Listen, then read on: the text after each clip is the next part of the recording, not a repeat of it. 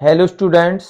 आज हम एल्कोफिनॉल में एसिडिक नेचर के बारे में बताएंगे। किसी भी कंपाउंड की एसिडिक नेचर कैसे पता लगाते हैं, किसकी ज़्यादा है किसकी कम है, कौन मोर है कौन लेस है, इंक्रीजिंग ऑर्डर डिक्रीजिंग ऑर्डर। और ये क्वेश्चन नीट में और आईआईटी सभी में पूछे जाते हैं। रीजनिंग क्वेश्चन होते हैं और बच्चे से घबराते हैं। रीजनिंग क्वेश्चन जो होते हैं बहुत आसान होते हैं, उनके खाली कॉन्सेप्ट को समझना है। मैं आज आपको बहुत सिंपल, वेरी सिंपल मेथड बताऊंगा कि किसी की एसिडिक नेचर कैसे निकाली जाती है। तो इधर फोकस करिए, इधर अच्छी तरह से फोकस करो। Arrange the following compounds in increasing order of their acidic strength. Increasing, बढ़ते हुए क्रम में लिखना है, इंक्रीजिंग ऑर्डर में। इसका मतलब यह है कि पहले सबसे कम एसिडिक है वो लिखना है, और फिर उससे ज्यादा और सबसे ज्यादा पीछे लिखना है, सबसे कम आगे लिखना है एसिडिक नेचर। तो देखिए कैसे एसिडिक नेचर लिखते हैं। तो ज्यादातर ये क्वेश्चन जो है कॉम्पिटिटिव लेवल में पूछे जाते हैं, 12th में भी पूछे जाते हैं। तो बहुत आसान मेथड है, तो आपको बहुत आसान बताऊंगा मेथड। तो देखिए कैसे आसान होता है। जैसे आपको एग्जाम्पल दिया प्रोपेन बनॉल, बी में दिया 2,4,6 tri nitrophenol, 3 nitrophenol, 3,5 di nitrophenol phenol और 4 मिथाइल फिनॉल।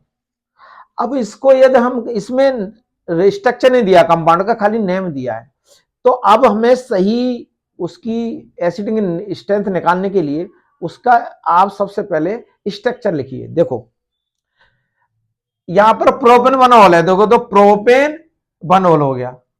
ये 2,4,6 है, तो ये ट्राई नाइट्रोफिनॉल, तो 1 2 3 2,4 ट्राई नाइट्रोफिनॉल हो गया।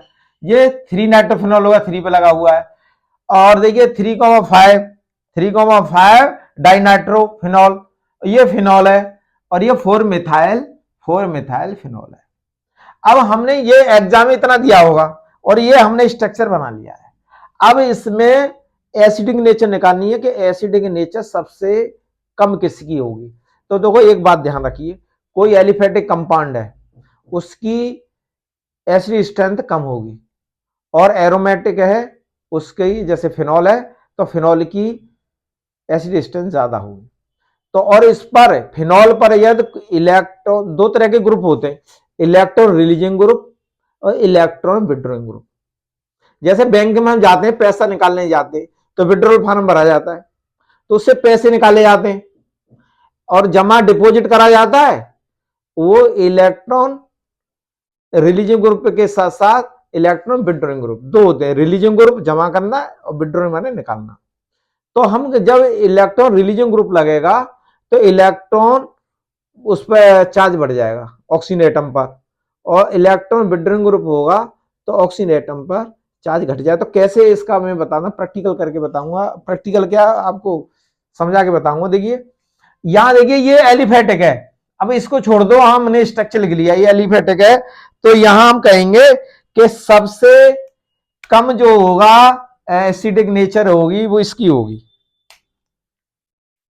तो नंबर 1, तो ये एसिडिक नेचर इसकी सबसे कम होगी। इससे ज्यादा किसकी होगी? इसके ज्यादा होगी फिनॉल की।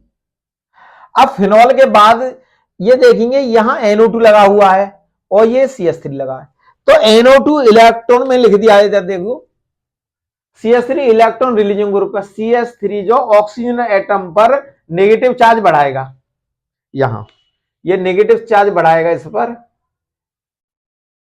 और ये प्लस, तो नेगेटिव चार्ज बढ़ जाएगा इस पर, तो हाइड्रोजन देर में वो होगा, अलग हटेगा। और यहाँ कोई नेगेटिव चार्ज, यहां पर इलेक्ट्रॉन ग्रुप नहीं है, ना इलेक्ट्रॉन रिलीजियन ग्रुप है ना इलेक्ट्रॉन विड्रॉइंग ग्रुप है फिनॉल पर। फिनॉल एसिडिक नेचर है, तो ये कम एसिडिक हो, इससे ये ज्यादा, इससे जो है ये इसकी देर में छोड़ेगा ये हाइड्रोजन। तो हम ये कहेंगे कि देर में छोड़ेगा, तो इसकी एसिडिक नेचर जो है फिनॉल से कम हो गई, तो यहां लिख देंगे F।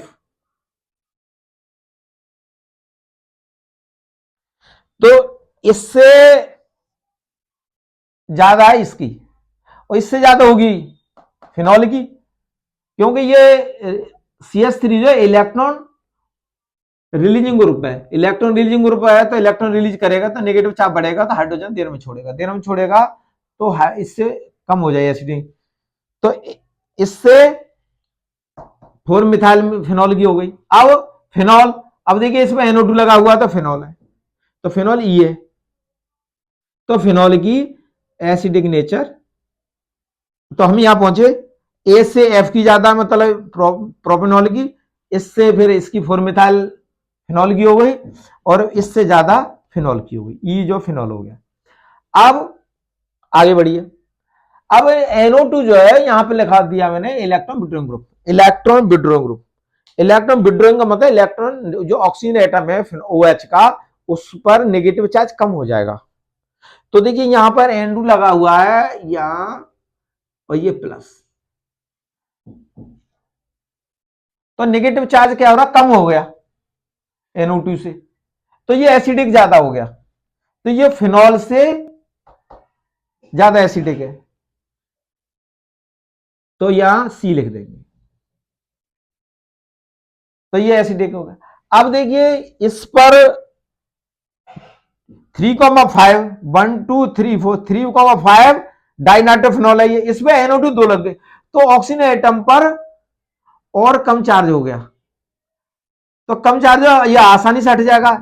हाइड्रोजन जितनी आसानी से ऑक्सीजन हट जाएगा वो उतना एसिडिक होगा, और देर में हटेगा तो एसिडिक नेचर कम होगी।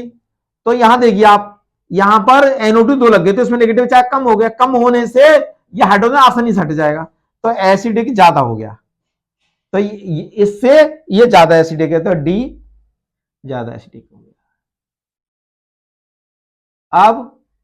अब यहां देखिए B पर, यह है 2,4 से ट्राइनाइट्रोफिनॉल, देखो यहां से नंबर डालेंगे 1 2 3 4 5 6, तो 2,4,6 ट्राइनाइट्रोफिनॉल, NO2 1 2 3 NO2 लगे, तो इस पर नेगेटिव चार्ज और कम हो गया, तो ये आसानी से हट जाएगा हाइड्रोजन। OH का हाइड्रोजन जितनी जल्दी चला जाएगा वो उतना एसिडिक होगा, जितनी देर में जाएगा उतना एसिडिक कम होगा, तो सबसे ज्यादा एसिडिक B हो गया। तो ये जो है इंक्रीजिंग ऑर्डर यहां लिखा है, देख increasing order of acidic state, तो यहां लिख दें increasing order, increasing order of acidic nature,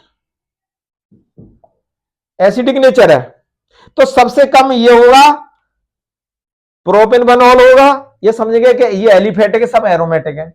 अब फिनॉल में देखिए सबसे जो फिनॉल है वो एसिडिक है, एलिफेटिक से एरोमेटिक फिनॉल है, ज्यादा एसिडिक है, लेकिन यहां पर CH3 लगा हुआ, CH3 इलेक्ट्रॉन रिलीजिंग ग्रुप है, ऑक्सीजन नेगेटिव चार्ज बढ़ा देगा, जैसे ही ऑक्सीजन पर नेगेटिव चार्ज बढ़ाएगा इसकी एसिडिक नेचर कम हो जाएगी, तो फिनॉल से इसकी कम हुई, तो F हो गया और ये फिनॉल हो गया। अब NO2, जितने NO2 बढ़ते चले जाएंगे वो एसिडिक नेचर वो बढ़ती चली जाएगी NO2 से, CH3 इलेक्ट्रॉन रिलीजिंग ग्रुप है। तो आप इस तरह से ये रीजनिंग क्वेश्चन, किसकी एसिडिक नेचर ज्यादा है किसकी कम है, तो मैं आपसे ये कहूंगा सबसे पहले आप स्ट्रक्चर बनाइए, और स्ट्रक्चर बना के फिर उनको देखिए कि एलिफेटिक है एरोमेटिक है, और इस तरह से आप एसिडिक नेचर निकाल सकते हो। थैंक यू, धन्यवाद। नेक्स्ट